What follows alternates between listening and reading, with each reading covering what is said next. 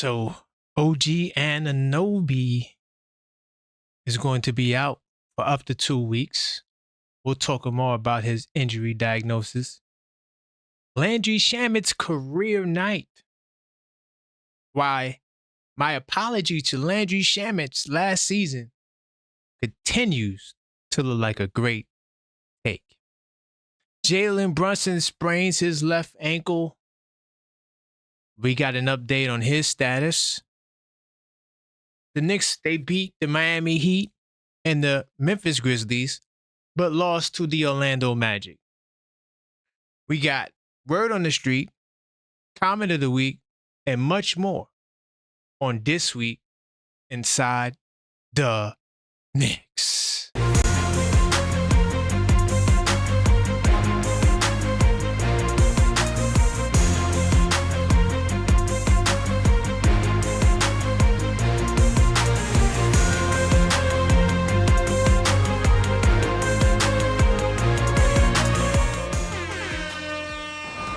Welcome to the show. My name is Karan Pierre, the Objective Fan, and I'm straight out of Kings County, New York City's finest, and you know the vibes, man. Welcome to the show, man. Episode 4 of This Week Inside the Knicks of the 2025-26 season. And of course, we'll be talking about all the hot topics from November 10th to the 16th. A lot of things took place. Welcome to the show as you enter. No matter which platform you're listening to this, it could be from Spotify to YouTube. Smash the 5 stars, smash the like button, let the people know that we are here. And definitely tell a friend. This is a podcast for Knicks fans in a hurry, man. And you give me 50 minutes, I'll give you the Knicks. Of course, we're going to be on thisweekinsidetheknicks.com, but welcome. And also, if you're on YouTube, hype the video. This is something I just learned about. It's like every day with YouTube, I learned there's something new. So hype the video. All right. Of course, we have a playback channel. We will be doing some of the, big games via playback. So if you would like to be in the building, all you got to do is hit the link and you will be there. Of course, the 82 Nights Journal, which I have right to the right of me. Definitely go get your copy now. It's still on sale for a good price, and members get an additional 20% off. Maybe another reason for you to join the channel. Also, we just hit the 1,600 subscriber mark. Salute to us. We're on the road to 5,000, and the next milestone is 2,000. So continue to smash the subscribe button if you're not subscribed, and also hit the bell icon so you get all of the notifications. So got some things. I get into the schedule later. Definitely got a lot to talk about. Action-packed week. The Knicks went 2-1 this week, back to their winning ways. Unfortunately, the 7-game homestand, the 7-game homestand, the victories that we had on each games ended. But 6-1, I take it. I take 6-1 every day. So let me jump into research mode. As I indicated earlier, this podcast is associated with a blog called thisweekinsidetheknicks.com. You go there, and you'll be right here on the homepage. All you have to do, you can scroll down to latest news, and you will see it there, episode 4, or you can hit the top menu bar where it says 2025-26 Knicks season. Click on that. Bam, it'll take you right to the blog page or the category page, and you click on the episode, and it'll take you there. So no matter which way you go, you will get there. Now, the game against the Grizzlies was a nice win, even though I did feel like they labored a lot more than they had to down the stretch. And, of course, the loss to the Magic was unfortunate. And more unfortunate was Jalen Brunson spraining his ankle. And then we beat the Heat. Of course, beating the Heat is always something special. Salute to the boys in orange and blue. Beating the Heat. By the way, to the 2 Miami trolls that continuously trolls us on this channel, you are now blocked. We do not want to see you in the chat. And I don't normally block nobody, but you guys didn't even show up to the call-up show on Friday like I told you to. At least be graceful losers. You know what I'm saying? So we're going to start here. By the way, each episode will have the podcast audio. So if you're listening to this and you want to check out the audio podcast, you can get it right on thisweekinsidetheknicks.com by clicking on the podcast tab. You also find it on the homepage. But I'm going to start with some of the special highlights, right? So, of course, we lost two legends over the week. I'm going to give a big RIP condolences to Lenny Wilkens' family, legendary former NBA player and former Knick. He also, because he coached the Knicks for one season, and, salute to that. And he's from Brooklyn. Queens County stand up. You already know how we give it up, how we give it down. I honestly believe that Lenny Wilkens is the best player who coached, or the best coach who played in the history of basketball. Let me show you why. So this is a great article, by the way. You'll find this under the special highlights tab from the New York Post. So check this out. So by the time he finally made it all the way back home, Knicks were already in those early throes of the 2-decade death rattle. That's in the 2000s when he came back. And, he held it down. He said in a long interview on January 15th, 2004, the day he was hired, and the day the team would be one of his old teams, the Seattle Supersonics, which is a team, by the way, that he put in a lot of work in as a player, right? And so his death was recently announced. But check this out. He is one of only 5 people: Bill Russell, salute to Bill Russell, John Wooden, Tom Henson, and Bill Sharman are the others to earn the enshrinement to the Hall of Fame as both player and coach. You know what? I always forget about Bill Russell, because Bill Russell, he coached while he played. So I guess he would be number 2 behind Bill Russell. So I would put him as the number 2 player. But I'm not sure what Bill Russell's success was after he ended coaching. Because Lenny Wilkens at one point had the most wins out of any coach. Either way, it would be him and Bill. But that's a hell of a feat there to be listed with those 5 names. But salute to Lenny Wilkens, man. This is a great read. You can check it out once again under the special highlight section. I'm going to move forward. Got some more salutes. Also, RIP to Michael Ray Richardson, a legend. Once a Knick, always a Knick.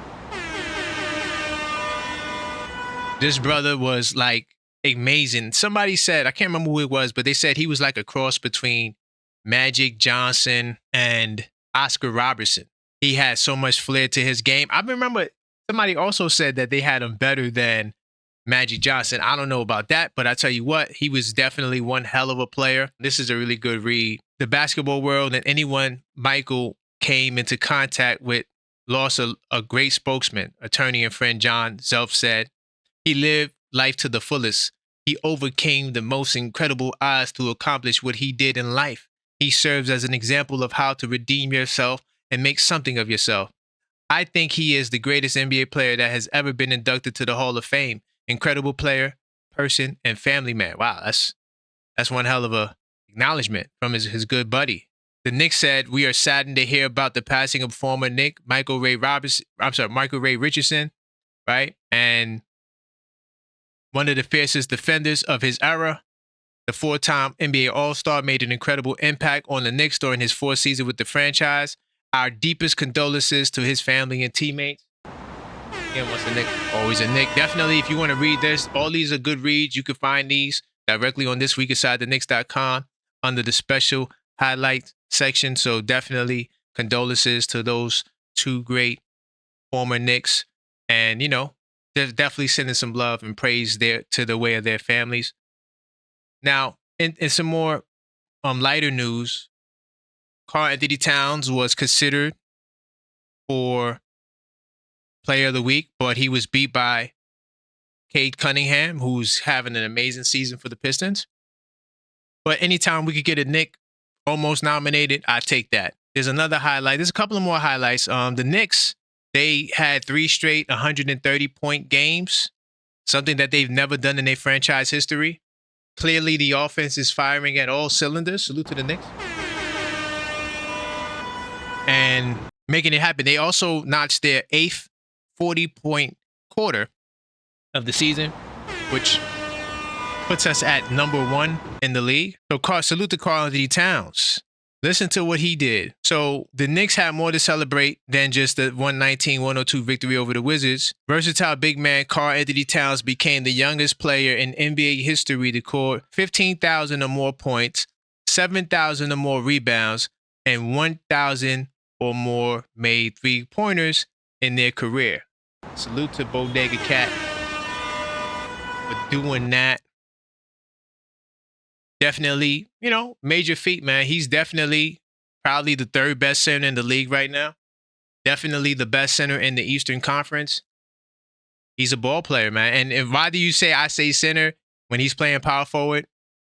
Go watch that Knicks and 10 show I did. I explain all the stats. I tell you what the double big lineup is doing. He's definitely playing very well. That's all for the special highlights, right? So continue to smash that like button and hit that subscribe button if you just entered the show at this time. Not sure where you're listening to the pod, but I just want to make sure that we keep the messaging clear and consistent, okay? Now, for as far as the upcoming schedule, this is what we got in the upcoming week. So we'll be doing a show, post-game show tonight, Knicks versus the Heat, okay? And, of course, that's not going to be at 9 p.m. It'll be at 10:45 p.m. Then we'll also do the post-game call-up for the Mavs game on Wednesday. Because this game is at 9:30 p.m., we will have an 11:59 start, midnight start pretty much. Then we got the call-up show on Friday, okay? And that will be at 10:45. I know it says the Knicks in 10, but the call-up show will be Friday. And then this week inside the Knicks returns again next week, Monday at 10 a.m. I'm going to jump into some of the stories of the week. So a couple of things I want to touch on. Now, there's a whole bunch of news. I mean, every single game is like news, but there's certain things I want to touch on. So as we know, Jalen Brunson sprained ankle. Mike Brown defends his controversial Jalen Brunson decision with answer straight out of Tom Thibodeau's book. This is what Mike Brown had to say. I'm trying to win the game while referencing his experience in crazy comebacks. There's a couple of minutes left, a stop and 2 3-pointers, and it's a 2-possession game, Brown said. And that's what I was trying to do, was win the game. Okay, so a lot of us, including me on the Knicks call-up show, by the way, go check out that Knicks call-up show. I did it on Friday. And one of the things I stressed on that show was Jalen Brunson comes in the game. At the 4:23 mark, he goes and makes a floater. And then Anthony Black for the Magic, he comes back, responds, and hits a 3 to take the lead. And at that point, Mike Brown calls a timeout. At that point, the Knicks were down 15. At that point, everything that could go wrong for the Knicks went wrong for the Knicks. So I felt he should have took Brunson out. And then, of course, Brunson got hurt shortly after that moment, right? And so he's defending his position. Now, here's what I'm going to say, Mike Brown. I love you. I support Mike Brown. Listen, I love what he's doing. He's doing a lot more good than bad. I mean, and the bad is not even bad. It's just things that they need to work on. But, Coach Brown, you said that you don't chase wins. See, one thing about me, I hold you accountable to what you say. So if you say you're going to do something, he's been doing a great job thus far. Following through on his word. But you said that you wouldn't chase wins. You would let it go. If there were one time to do it, it was that game. And I'm not just saying that because Brunson got hurt. I'm saying that because the guys were tired. It was the second night of a back-to-back. These guys had no energy. So we have to think about the future. We got a cup game against our dislikable rival, the Miami Heat. We could, you live to fight another day. Prepare for the next game. So that's why I thought he should have took the guys out.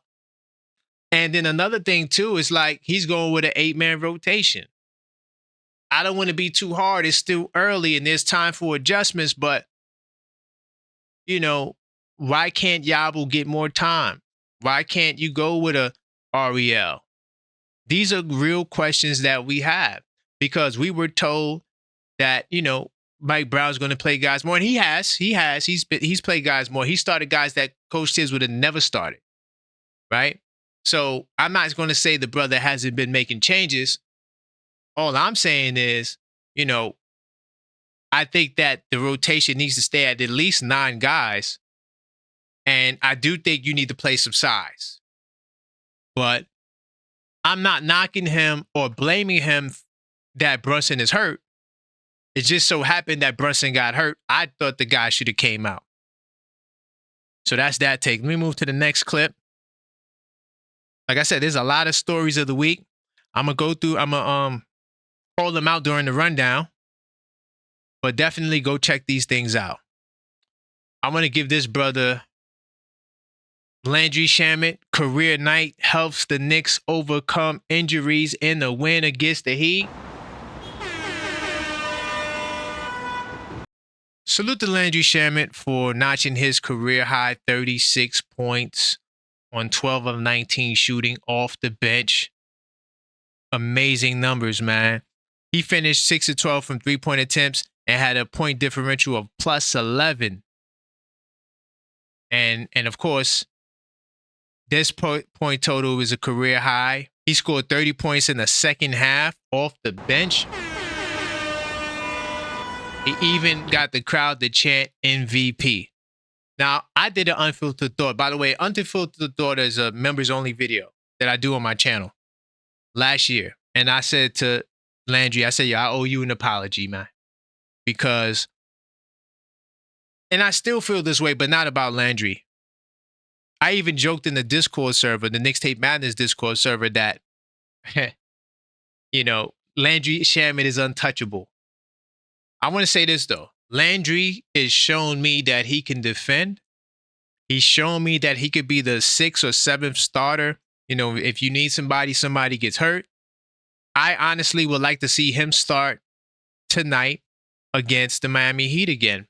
I think that he's really playing above his contract, and we might have another Isaiah Hartenstein situation on our hands.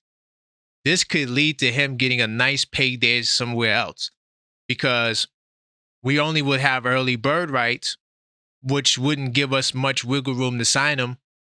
It'll probably be just above what the mid-level exception is.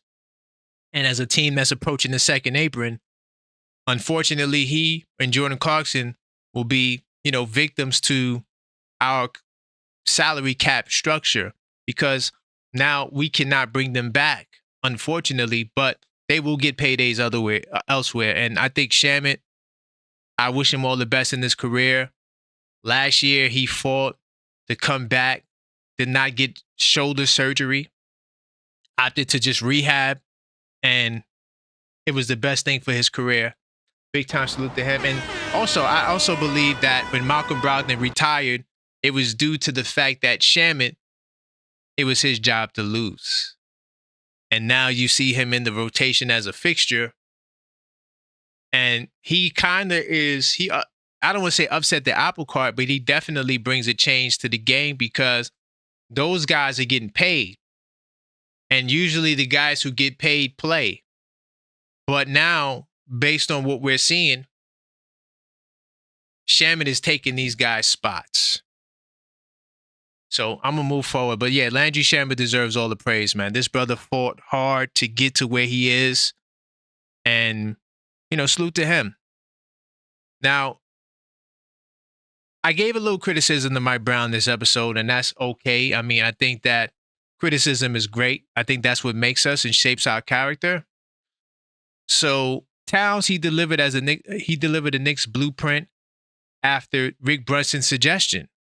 So this is me giving Mike Brown some credit. The emphasis came from Brown's assistant, Mr. Brunson. We wanted to play through him. It was great. Rick Brunson was the first to say it. He was like, hey, keep playing through Cat. Keep playing through Cat. Keep playing through Cat. Towns was the most aggressive he has been all year, scoring 18 points in the first quarter, 31 points in the first half.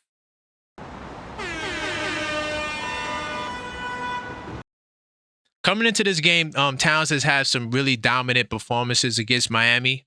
40-point game not too long ago. And so he's somebody who can take advantage of the Heat's bigs, because their bigs have no chance guarding him.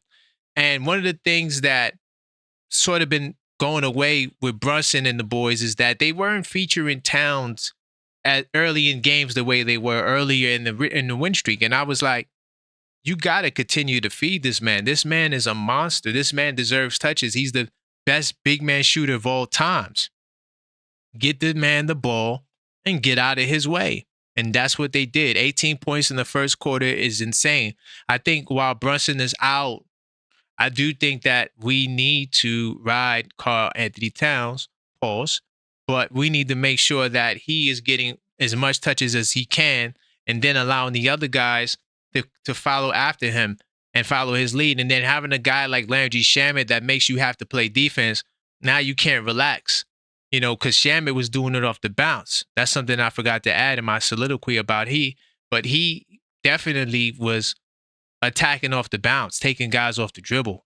I expect to see more of that against Miami because those guys are not that strong on the perimeter defensively, though their starting lineup is solid defensively, I would say. But those big 6'10" guys who he gets the cross matches against, and it's funny, like the cross matches kind of works both ways because the Heat did draw a lot of fouls, but they also have to guard our small guards that are very, very tough to deal with. So, yeah, giving Cat the ball, I think, is a recipe for success, even with Brunson there. And Brunson was doing that most of the year. It's just that the last 2 games, I noticed they sort of went away from it.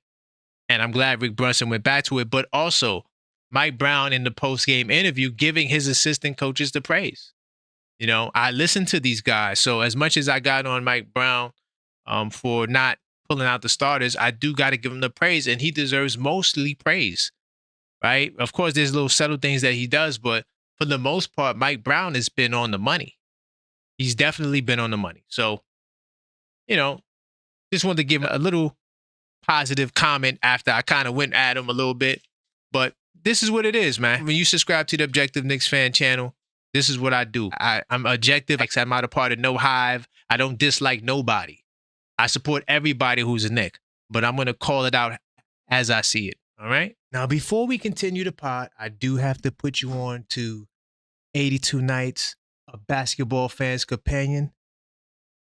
The first of its kind. Not only is it a stat tracker or journal, man, it is going to be your regular season guide throughout 82 games. You'll be able to keep notes, keep up to date with stats. Not only that, 10-game reviews, a fan engagement section to document your at the arena experience.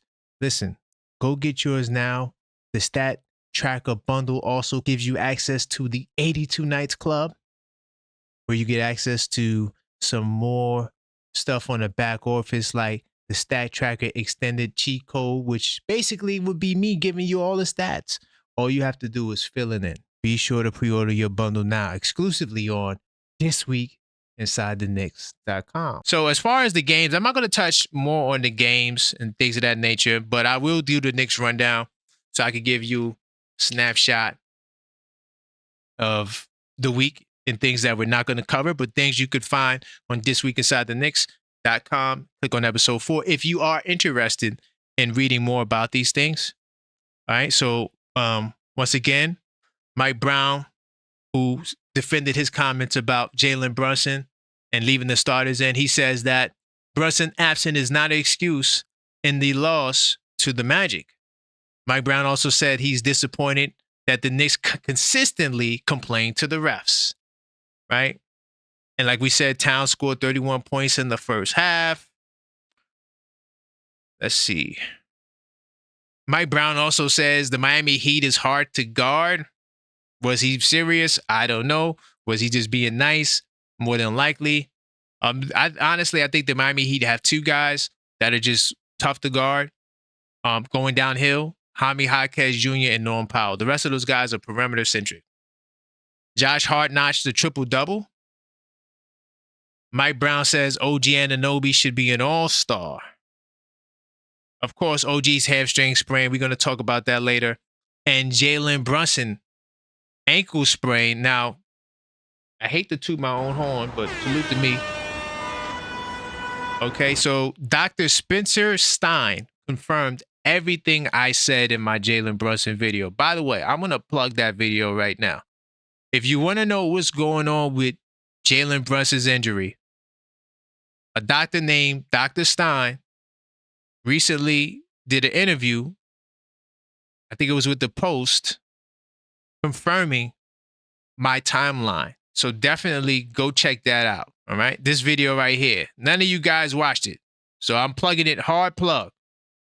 Go watch the Jalen Brunson's ankle sprain video if you want to see how long it's going to take for him to come back. Okay. I did a great job breaking it down. Go watch it after this. But this doctor confirmed everything I say.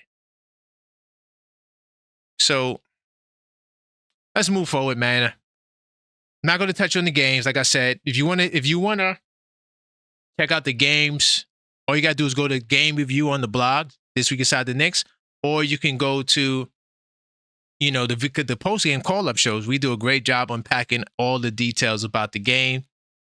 My Knick of the night for the Heat game was Landry Shamet. For the Grizzlies game, I'm thinking OG or Brunson. And I also will get back to next week. I will bring back the Knick of the week. I just been super busy, so I didn't get a chance to really do it because I like to really take my time and pick it out. But I'll probably do retroactive picks. Expect to see that next week. I'll make note of that. So I'm going to jump into some of the smoking hot topics. Oh, no. Before I get to smoking hot topics, the New York report is this. All the New York teams are bad. The football teams are bad. The hockey team, I think, is holding on. And Yankees, Mets, and Liberty Days, yeah, we're waiting on whatever news we get from them. Everything is dry. That's your New York report. All we have is the Knicks, okay? And the Rangers. Good luck. So I'm going to go to some of the smoking hot topics, okay? What do the Knicks need at the trade deadline? In the Discord server, look at my man, Knicks will be champs 25-26. He put up something there, and Yuri, was like, really? So he said he honestly thinks that Giannis will ask for a trade out of Milwaukee. He doesn't think the Milwaukee's a good team.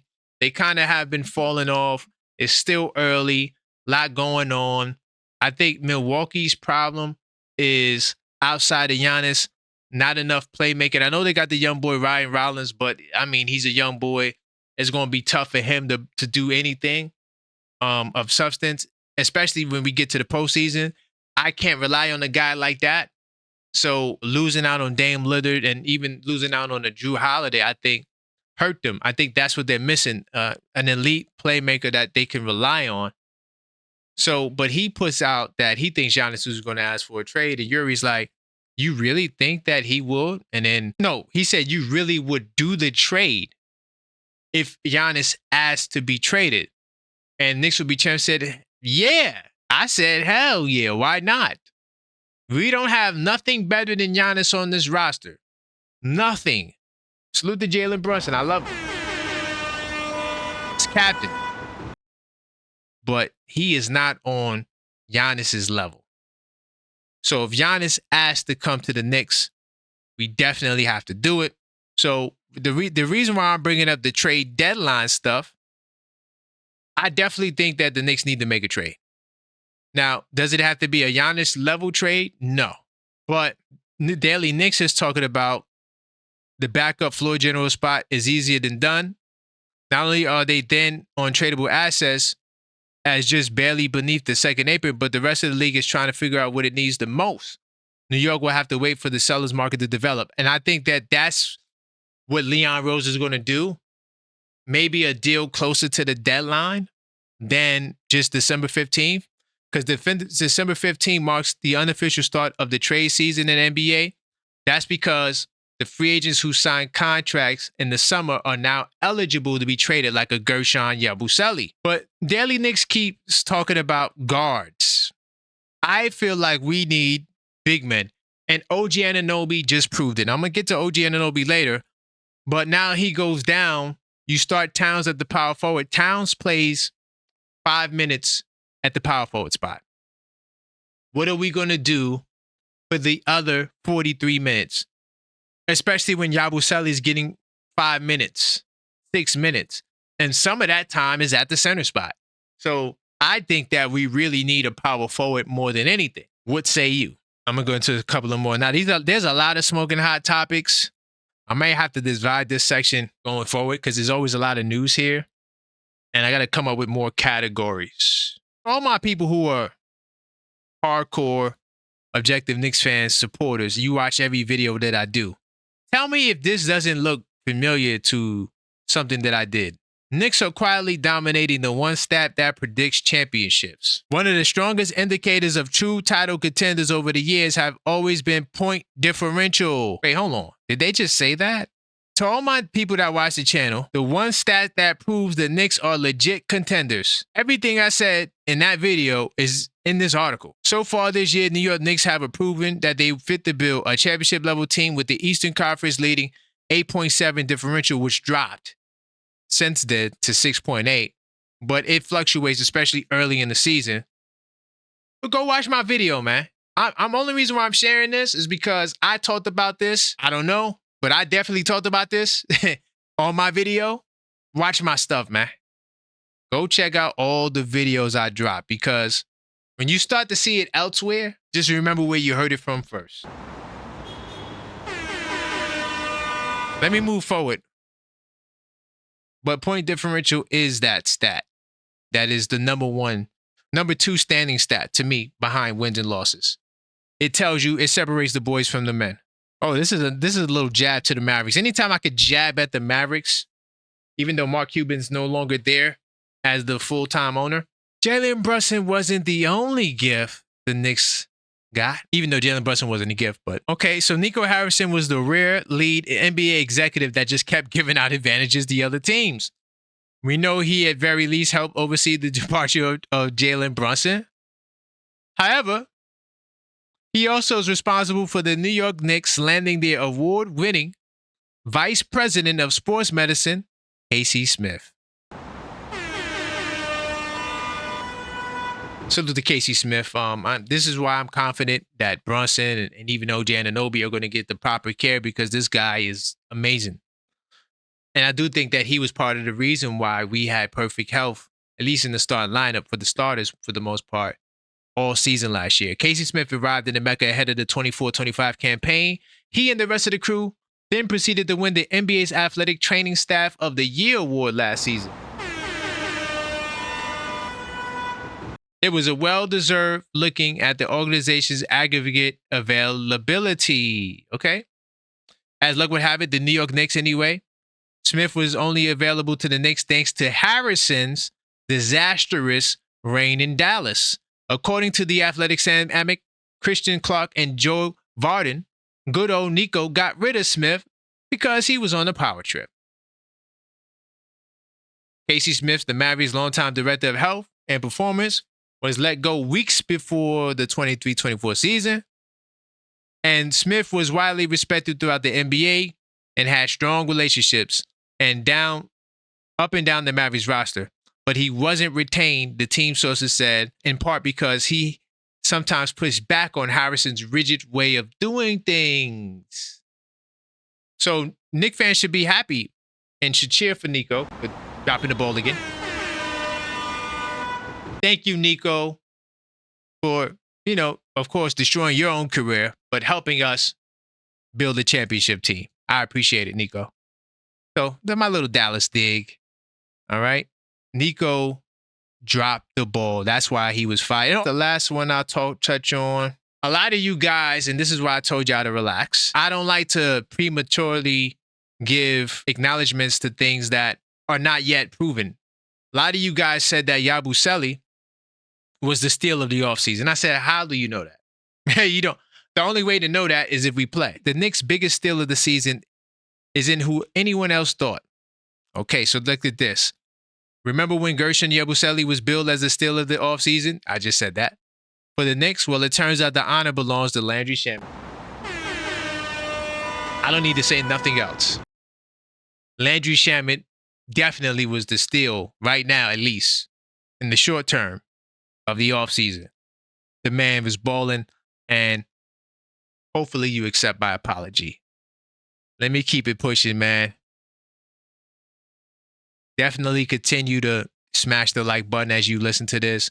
Hit the 5 stars, download, tell a friend, share, go to thisweekinsidetheknicks.com, all that good stuff, man. I think I'm gonna talk a little bit about the Heat, and then I'm gonna go into flagship. So we beat the Heat, and in a definitive fashion in the fourth quarter down the stretch. It was funny seeing Blake Griffin and Udonis Haslem sleep on the Knicks and be wrong in the process when Blake Griffin says, oh, the Knicks, they don't play fast based on their pace. This is why I say you cannot be a box score warrior. You cannot look at pace and then say the Knicks are not playing fast when the Knicks are the sixth scoring team in basketball. And for the most part, we dominate the possession game on most nights. The reason why the pace is slower is because we're such a good offensive rebounding team. And when you crash the offensive glass, it extends the possession, thus hurting your ability to get more possessions because the possession you get off the offensive rebound is extended, not additional. Hopefully that makes sense. That's one of the reasons why our pace is not higher than what it was. Another thing too, fast breaks and pace is two different things. Fast break is a basket that is scored when the defense is not set up. That's it. Don't make it more complicated than that. So a team with a slow pace could be one of the leading teams in fast breaks because they're measuring two distinct things. Though it deals with some sort of speed, it's not the same thing because you could be in transition and once the defense settles, it's no longer a fast break. But the thing about this Miami Heat game, as we beat them 8 down the stretch, they try to come back. I consider that a blowout because in the fourth quarter, once the Knicks took a commanding lead, the Heat had no chance of winning this game. So just to give a quick preview to tonight's game, Bam Adebayo out, Tyler Hero out, Terry Rozier, we already know he has a lot of legal troubles. On the Knicks side, Brunson and OG out. So pretty much the same guys from the last game are going to go at it. Honestly, thinking about it right now, I don't know what Miami could do differently within their capability. And the reason why I say that is this. They only got 2 guys, maybe 3, that are they got 2. I'm trying to be nice and fair and objective. They only have 2 guys on their team that go downhill and that are a real threat downhill. And it's Jaime Jaquez Jr., 13 of his points that he averages on the year are paint points. Jaime Jaquez Jr. is not a 3-point guy. He's going straight to the basket every time and mostly in transition.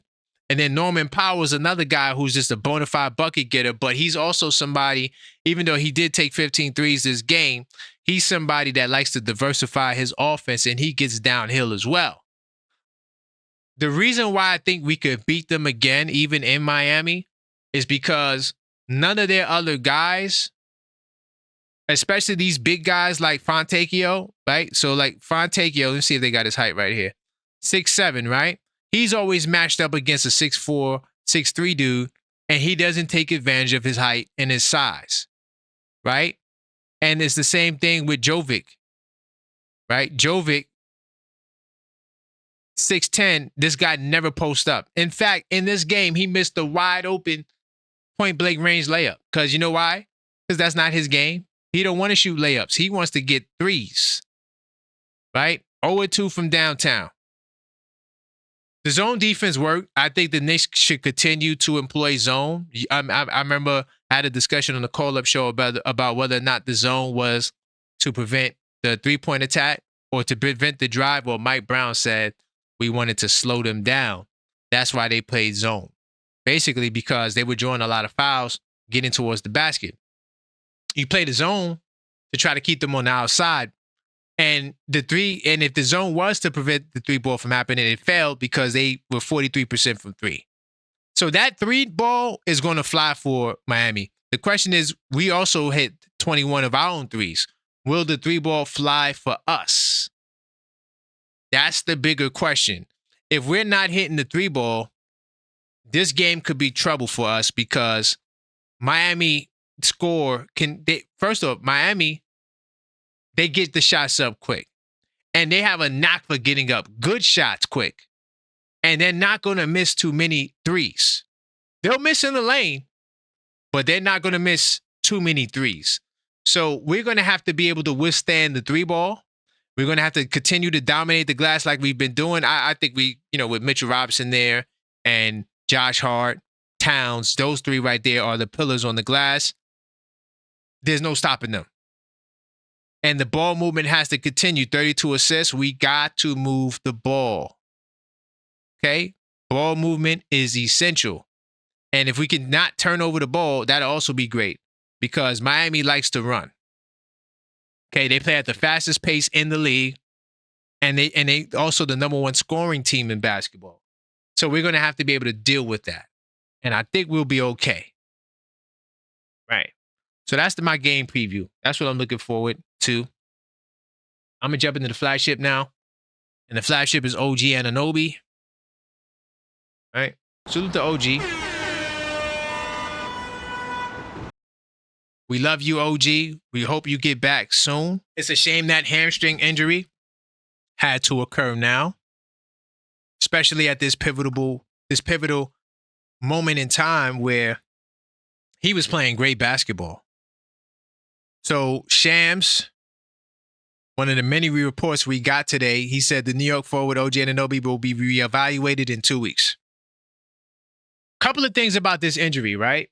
Do I got the footage? Let's see if we got the footage. No, we don't got the footage. In watching the footage, you see OG kind of tweak it, and then he's on the bench kind of like wrapping it and holding it and wincing. Based off of that, the optics of that, it doesn't look as bad, right? The hammy doesn't look as bad. Him being evaluated in 2 weeks. I just want to say this. This is his second time with this injury, at least in the Knicks uniform. I don't know if this was something from before. I can't remember. We did talk about it last year. I just don't remember. I'm going to say this. I'm hoping that this is not based off of history and this will be a problem going forward because you see what Zion is going through with the hammy. The hamstring is a very, very tricky injury. I'm going to go to Cleveland Clinic. Let's just look at what Cleveland Clinic has to say. People who sprint, climb, lunge, higher risk of hamstring injury. Treatment includes rest, right? The ice method or the Price method, which is a new method. Most treatments can be done at home. It takes a few days to heal or as long as a few months. Okay, so what concerns me about this is when you look at the reports, one, they don't say what grade. Right? They don't say the level of a hamstring. They just said 2 weeks, they're going to reevaluate him. 2 weeks doesn't mean that he's going to play in 2 weeks. 2 weeks means that they're going to check it to see how it looks. And then they'll make another decision based on that. Okay? Now, you got the grade 1, the mild strain with very little torn muscle, moderate strain with some muscles tearing, partial tear. And you got grade 2, a severe strain where your muscles are completely turned. So we know it's not grade 3. We could hope it's not grade 2, but it could be grade 2. They didn't put the grade. Why didn't they put the grade? And this is what the Knicks normally do. With Jalen Brunson's injury, they'd say grade 1. But with every other injury, they don't tell us the grade, bro. So now we got to sit here and figure it out and do the math for ourselves. Now, I'm not going to spend too much time on this. I just want to see how long it takes to get back. How long does it take for it to heal? It depends on how severe the original injury is. Low-grade hamstring tears will heal faster than more severe injuries. If you have a grade 1 injury, you might need less than a week to feel better. It says less than a week. Well, they said 2 weeks. Grade 2 and 3 injuries take longer to heal. It can take up to several months. I don't think that's his case. Your recovery will be longer if you need surgery. I don't think that's the case. So that's what you're looking at. So he has more than likely, and I don't know this, so, and I'm not a doctor, but based off of the report that we got, because we don't get a lot. We just get that they're going to say in 2 weeks they're going to reevaluate him. If he had a grade 1 sprain, like they did with Brunson, because Brunson's listed as day-to-day, I think that Brunson, go watch the Brunson video. I don't want to steal the thunder from my own craft. Go watch that Brunson video. I'll break down the exact time where Brunson is expected to return. All I'm going to say is this. Grade 1 has a different recovery time than grade 2 or 3. Now, with OG Anunoby out, we are going to need someone to step in that power forward spot. Who will that be? Is it Yabo? It's a good chance it could be Yabo. He's there. We got to put these guys in the position to succeed. Because OG Anunoby, as much as I love him, he has shown issues with injuries in the past. Last year, salute to Casey Smith and the staff. Did a great job preserving all of our starters, helping them get past the 65-game mark, which is hella impressive. Will we be able to get there this year with OG Anunoby? I hope.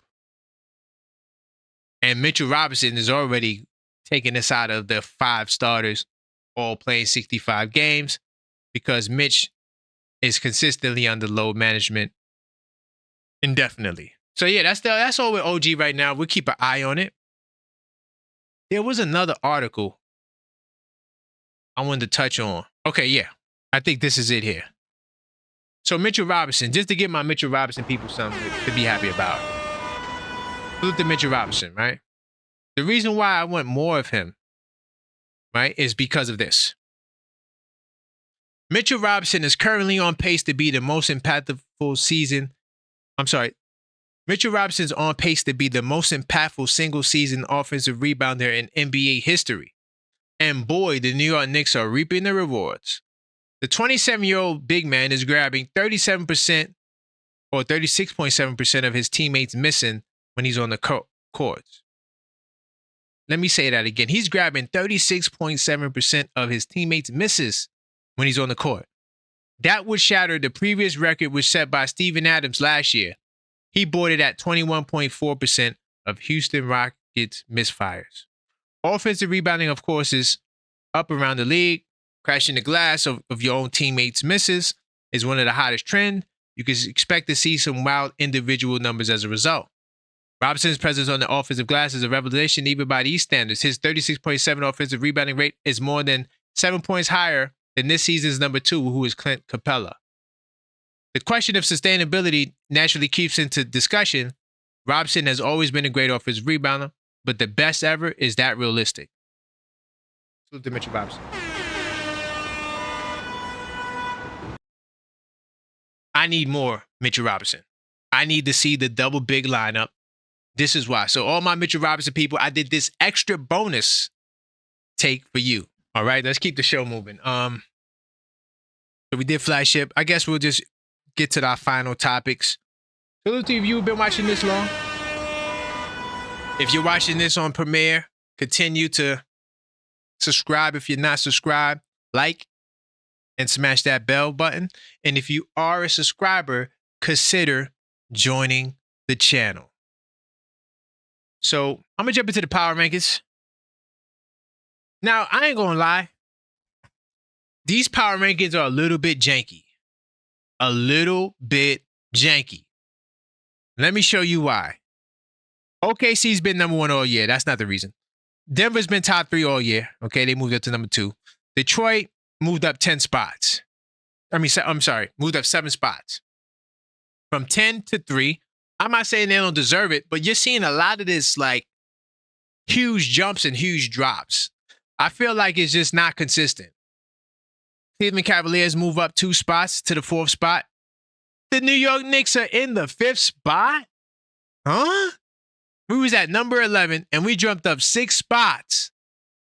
But prior to this, we were at the number 3 spot or 4 spot. Then we dropped back down to 11. It's just too much Super Saiyan ups and downs in this joint. It's like, where's the consistency? Look at the jumps. Spurs dropped 6 spots. Like, how do you, I mean, 4 spots. You know, like, it's just some wild movement on the power rankings. But we in the number 5 spot. Depending on how they're going to carry or weigh that Orlando Magic loss, we may drop again.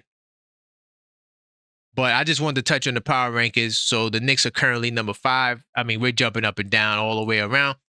As for comment of the week, now there's 3 comments here. I gotta respond to size 9. This is not the comment of the week, but this was a comment that he posted based off a poll that I put up. Listen to his response. Once again, talking out of your A. Do you realize the Pistons just beat the Sixers without Cade, Durant, or Stewart? Do you? Of course you don't, because you love to devalue teams that are ahead of us. You pulled that BS with Cavs all last year. Pistons suited up 6 rotation players. Sixers a winning team. Now, let me respond to this. First off, I don't talk out from my you-know-what, because this is a family show. I talk from sources. My whole podcast and blog is based on sources. I stay in research mode. You see all of this? This is what I speak from. I don't make it up. Size 9, you make it up. You make it up, size 9. So let's just set the record straight there. As far as the Pistons beating the Sixers without this, that, and the third, listen, I don't give a damn about injuries. I gave up the injury excuse when everybody else gave us no passes based on injuries. So if you lose, you lose. I don't give a damn who is there. Just like against Miami. I don't give a damn if Brunson is there or not. We need to win. I don't care about the injury excuse. That's not what I care. I don't care about that. A loss is a loss, because even if Durant or whoever was there, they could have lost. I don't need to devalue the teams that are ahead of us. And I did not devalue the Cavs last year, because I was told last year that injuries don't matter. So I gave the Cavs all of their wins. I don't have to devalue the Cavs. The Cavs are the regular season champions. First off, salute to the Cleveland Cavaliers. They are the defending Eastern Conference champions, not to be confused with the in-season tournament. Because you get your 64 wins and everybody has you as a favorite. You hadn't done anything. What have you done in the playoffs? That's what I do. I talk about the facts. And the fact of the matter is that in the playoffs, the Cleveland Cavaliers cannot get out of the second round, and they haven't done so since LeBron James was there. And LeBron is not there. And until they get out of the second round, I cannot rate them that high. And right now, if you want to look at the standings, where does Cleveland rank? Where does Cleveland rank? They're right behind us at 9-5. But remember the article I showed you on differential? Who has the best differential in the East? I wait, and we dropped 2 points. Detroit is going up in points. We dropped 2 points, and we still ahead of Detroit. Detroit has the better record. Okay, that's cute. What about the differential? Because the differential is what separates the boys from the men. This is why I said, okay, cool. Look at it. Look at how good the Bulls were early in the year. What happened to the differential? They're negative. They never had a really great differential. That's why I was iffy on the Bulls. I gave them the grace. Yeah, they might finish top 5, but honestly, I'm looking at differential.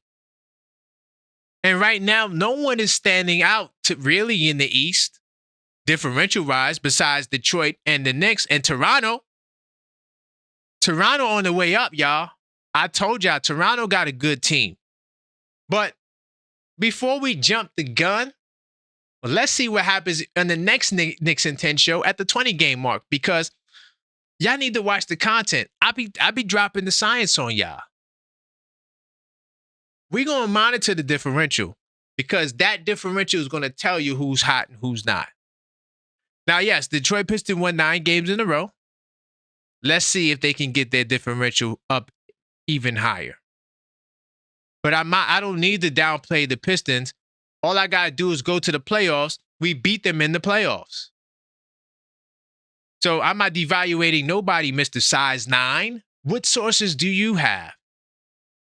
You don't have any. This is my source. Differential. Knicks have the best differential in basketball. In Eastern Conference, sorry. In the Western Conference, look at what's going on in the West. So the Western Conference is top heavy. I always said that. The whole conference in the West ain't like that. All these teams, they're not like that. The Clippers are really bad. Look at their differential. It tells you the story. The Portland Trailblazers, Golden State Warriors, I don't know where to rank them. Los Angeles Lakers never have a good differential. They never do. They have a great-ass record, but their differential be Busora, and that's why they get bumped in the the first round of the playoffs last year. Lakers' differential is never high. Minnesota, I have them as a top 4 team. Phoenix Suns, I don't know if this will continue, but their differential is pretty solid. Spurs are the real deal. I think the Spurs finished top 5 in the West, and the top 3 teams are my top 3 teams that I picked. So look at the differential. 12, 13, 15. These teams are for real. These are the best teams in the league. You add the Knicks, we are amongst the best teams in the league. So what the hell are you talking about, bro? Size 9, continue to post. I'm going to continue to expose you for just being, you say you're a Knicks fan. It's hard to believe it because you want to devalue the Knicks. And that's asinine to me. This is the real comment of the week. Okay, so did my man Agent Super Argo, 5023. Deuce is supposed to be what Grimes has become. Deuce belongs in the G League. Deuce has been with the Knicks almost as long as Mitch and still looks confused on the floor.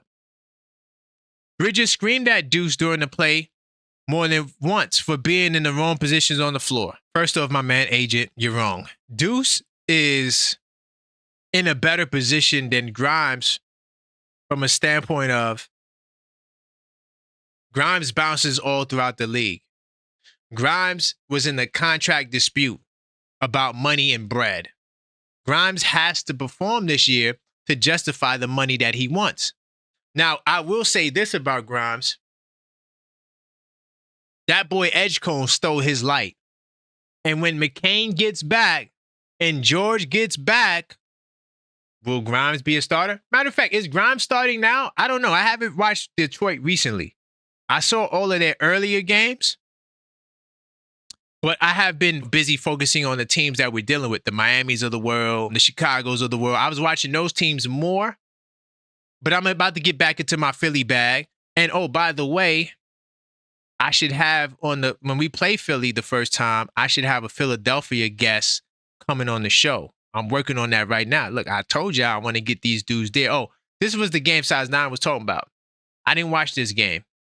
I'm going to go back and watch this game. Let's see. Oh, wait a minute. So Quentin Grimes got 32 minutes off the bench and only scored 9 points? You said this is the guy that Deuce needs to be like? He's averaging 16 a game. So he already lost his starting spot. I thought he was still starting. So they go with Edgecombe, Oubre, and Wofford. Oh, okay. So Wofford, they start. Interesting stuff. But yeah, I think that Grimes is in a bad position because McCain is working his way back. I think he was going to be with the G League team. So what happens when McCain gets there? Aubrey Jr. clearly is the guy who they're going to start. Now, why he got 15 minutes, I don't know. Did he get hurt? I didn't watch the game. But I think Deuce McBride is in a great position, especially with Brunson out of the lineup. This is Deuce's time to shine. These guys can't guard him. I mean, Deuce McBride is still the plus-minus god. Also, Deuce McBride is in a different role than Quentin Grimes. Quentin Grimes his job is to score. Deuce McBride is playing point guard. As far as there's Bridges screaming at Deuce, so what? Everybody got screamed at. I'm not sure if you play basketball or you played basketball, but it gets dicey out there, dog. That's what it's about. That doesn't mean anything. And then to say another man's supposed to be what another man's supposed to be. No, Deuce is supposed to be the best Deuce that he can be. I guarantee that if the Knicks don't pay Deuce, somebody will pay Deuce a nice penny. And will I say will it be as much as Grimes? I don't know. It depends. But Deuce is fine. I don't think that he needs to be where Grimes is supposed to be. I don't think that that's fair. So I'm going to jump in the word on the street. Now, before we get to word on the street, I do have to take the time to introduce you to the channel membership. First off, I want to give a big time salute to all the channel members that rock with me now. I do appreciate all of you guys. Now, you should consider joining this YouTube channel because it comes with a lot of cool perks.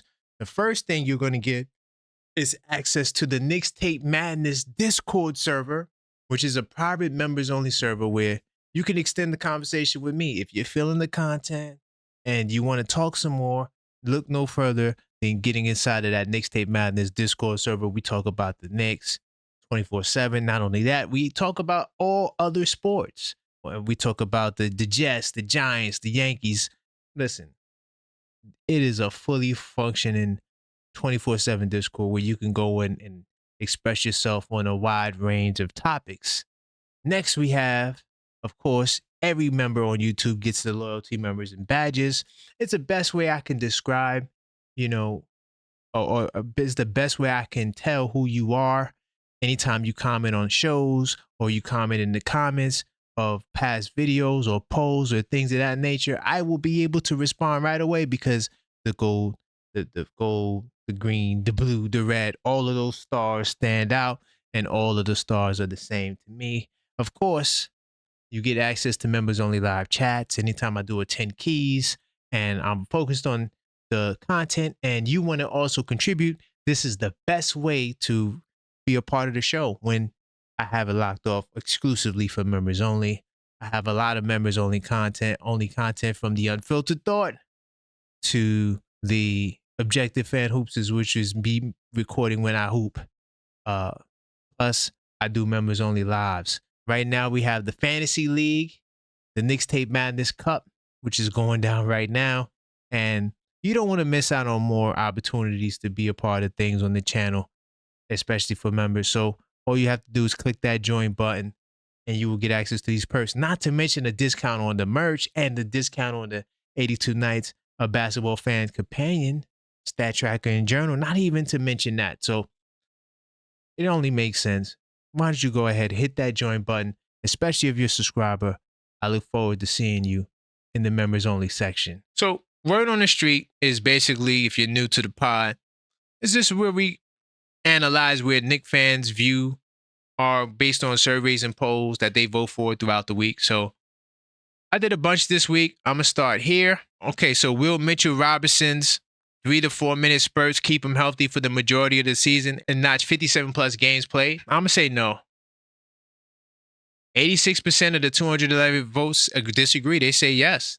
I say no. The reason why I say no is because the first 4 games was an indicator that he's going to miss time just for no reason because he wasn't hurt. So why did he miss 4 games and the season didn't start? I don't think that it helps. I think that he's going to miss. He might be in the 50-win club, but I don't think it'll be more than 57. Is this current Knicks run better than the OG Anunoby run? No. 317 votes. This is closer than I thought. 35% say no. 65% say yes. I mean, the loss to the Magic definitely took the steam out. But look at what we got up next. The Heat, I think we could beat them again. Then we're at Dallas. Dallas is terrible. At Orlando, we owe them. Then we go to Brooklyn. Then we go to Charlotte, even though Charlotte couldn't be tricky at times. Then we got the Bucks, a team who we owe. By the way, we're 2-0 in a revenge game. So us going back to Milwaukee will be big. So, no. the run can be good unless we win the rest of the games in November. And then if you want to compare the period, then it will be comparable. The Knicks just suffered the first blowout loss of the season against the Orlando Magic. In your opinion, what was the number one contributing factor to the loss? I'm going to say the size. I think the size gave the Knicks trouble. 222 votes. 36% say the size. 11% say the Knicks got out rebounded. And 46% say Magic's defense on the Knicks. So I'll get to the final one. With Jalen Brunson recovering from a grade 1 sprain, what will the Knicks record be in his absence? Okay, based on what I'm looking at here, we got a revenge game, got the Heat, who we could beat, at Dallas, who's weak, Brooklyn, Charlotte, I'm going to say above 500.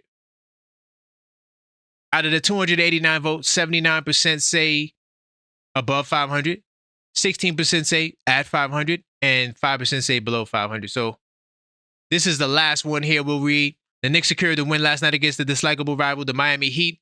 What stood out to you the most? I can't lie, 75 bench points. I mean, that was crazy. 80% agree. They say 75 points for the bench. And of course, this is 80% out of 225 votes. Then outscoring the Knicks, outscoring the number one scoring team at 7%. And a revenge win against the Heat at 12%. So yeah, man, salute to the boys in orange and blue. Redeeming themselves. And that's all I got for you on this pod. Definitely. Thanks for watching. You know, get your 82 nights. Okay. You can order that on thisweekinsidetheknicks.com. Definitely subscribe if you're not subscribed. Like. And also, if you are a subscriber, consider joining the channel. Man, this has been a great pod. I kept it as close to the hour mark as I could, but that'll do it. And until next time, as always, let's go Knicks.